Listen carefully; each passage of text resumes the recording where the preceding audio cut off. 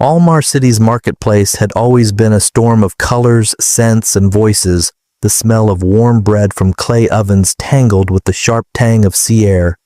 Traders called out prices over the chatter of customers, and somewhere in the mix, a child's laughter danced between the stalls. But on that day, something shifted, subtle at first, like a shadow moving beneath the surface of still water.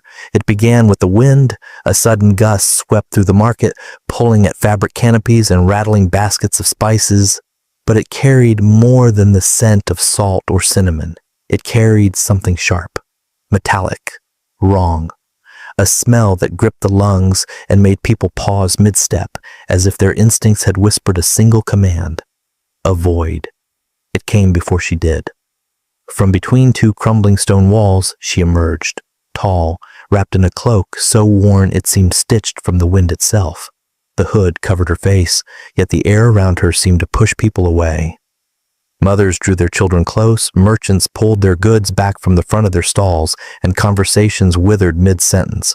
The smell wasn't just unpleasant, it was invasive. It clung to the inside of the nose, heavy and foreign, as if it belonged to another world. And in a way, it did. At the far end of the square, Nomi had just bought a bundle of bread. He noticed her before his mind even understood why.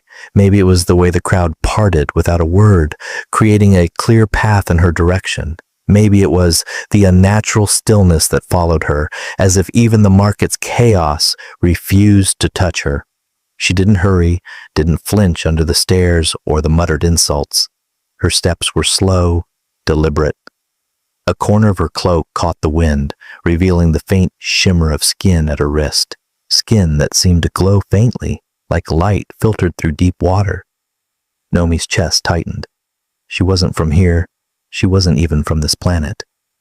The wind shifted again, and the strange scent reached him fully.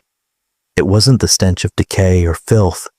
It was something alive, something that changed as it lingered, sharp one moment, bitter the next, like a warning written in the language of the senses.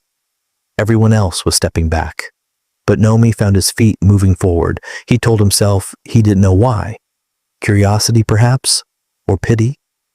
But deep down, something else was pulling him in, a strange certainty that this woman, whoever she was, had not come here by choice, and that her arrival would change something in him forever. And so, while the market recoiled in a silent wave, Nomi did the opposite.